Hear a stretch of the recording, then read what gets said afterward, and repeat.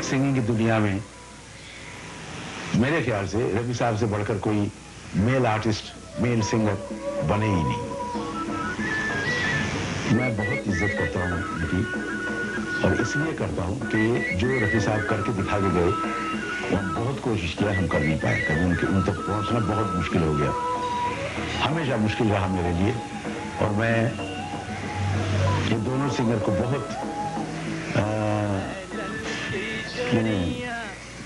ध्यान से फॉलो करता आया।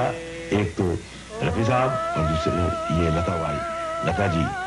इनकी जो गायकी है ना, जिस ढंग से इन्होंने गाते थे और गाते, लता जी अभी भी गा रही हैं, तो ये मेरे लिए एक लेसन है। मैं हमेशा सीखता आया हूँ, अच्छे उस्तादों के पास सीखता आया हूँ, और मुझे लगता है कि सीखने का कोई अंत नहीं है। इसलिए रफी साहब से बहुत कुछ सीखा मैंने, और ये मैं कहूँगा कि साथ हम लोग जितने गाने गाए, और जब कोई मैं सुनता हूँ गाना, मेरे कोई रेडियो में नहीं तो कहीं भी सुनता हूँ, मेरे आँख में आंसू आ जाता है। इसलिए कि उन दिनों हम लोग अच्छे दोस्त थे, और काम बहुत मिलजुल के हम लोग किया करते थे। एक एटमॉस्फेयर कुछ और होता था, जो आज के दिन में मिलता नहीं है।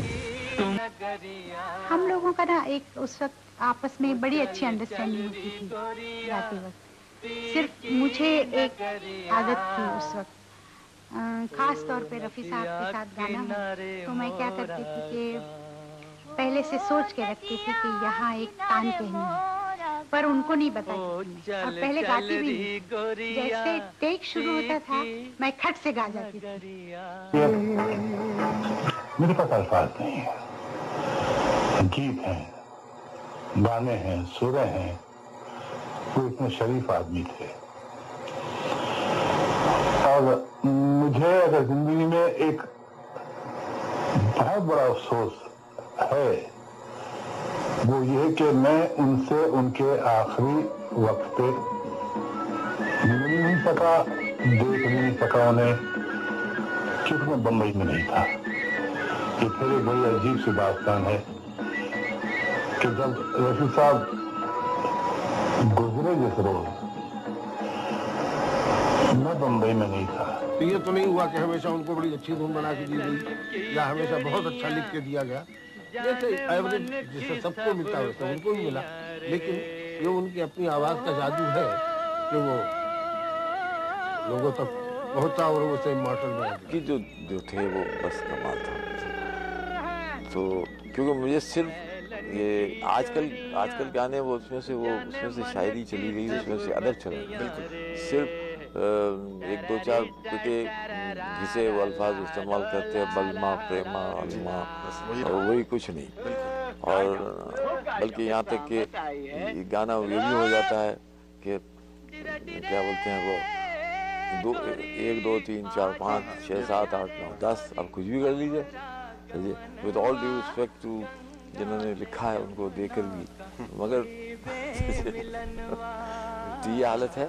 ये था। और एक जो मुझे बहुत ही ज़्यादा पसंद गाना है वो रफ़ी अहमद ने, जो मोहम्मद रफ़ी ने जो गाया था,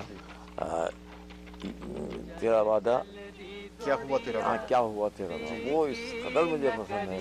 मुझे याद है आज से कोई 30 साल पहले वो जो सुना था, तो मुझे वहाँ एक कहीं हम थे और वो न्यू ईयर्स ईव था, तो उस रात उस गाने पर मैंने सुबह से डांस किया। मजबूर सुल्तानपुरी का। हाँ, मजबूर सुल्तानपुरी का था। किशोर दा लता जी के बाद अब किस गुलकार का जिक्र करना चाहेंगे?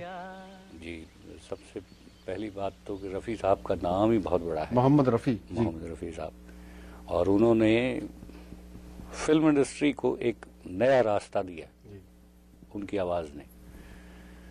तो वो भी मैं उनका भी फ़ैन हूँ, और उनका एक गाना मुझे याद आ रहा है, तेरी गलियों में ना रखेंगे कदम आज के बाद। तो ये मैं चाहूँगा कि ज़रूर सुनवाएं आप। अच्छा लिखा भी और म्यूजिक भी अच्छा है। जी। اور محمد رفیع میں ایک خاص بات یہ بھی تھی جسے دنیا جانتی ہے کہ وہ جس کے لیے بھی گاتے تھے لگتا تھا وہی گا رہا ہے. ہاں دلیپ کمار ہو, جی, راجندر کمار ہو, جی, شمی کپور ہو یا جونی واکر, بالکل ایسا لگتا ہے. یہ بہت بڑی بات ہے. یہ اللہ کا ہی کرم ہوتا ہے. یہ بہت خاص وقت میں لوگ بنائے ہوئے ہیں اللہ تعالیٰ نے, تو ان کا ایک بہت بڑا مقام ہے محمد رفیع صاحب کا. بس میری بد نصیبی ہے کہ میں نہ کشور صاحب سے مل سکا نہ محمد رفیع صاحب سے مل سکا. خوش نصیبی یہ ہے کہ میں لتا جی سے مل کے آیا ہوں اور ان کے ہاتھ کا بنا ہوا کھانا میں نے کھایا ہے. واہ, کیا بہت خوشی کی بات. اتنا خوبصورت وہ کھانا پکاتی ہیں, اس کا ٹیسٹ. حالانکہ ان کے گھر میں گوشت نہیں جا سکتا, لیکن انہوں نے اپنے ہاتھ سے, میرے والد صاحب کی دعوت کی تھی انہوں نے, اپنے ہاتھ سے انہوں نے پالک گوشت اور چکن بریانی یہ سب کچھ انہوں نے بنایا. اچھا, ہاں, وہ کھاتی نہیں مگر بناتی ہیں. ان کے گھر نہیں آ سکتا گوشت. ہاں ہاں. تو میرے والد صاحب نے پھر ان سے کہا کہ لتا جی یہ آپ نے تکلف کیا کہ آپ کے تو گھر میں نہیں آ سکتا.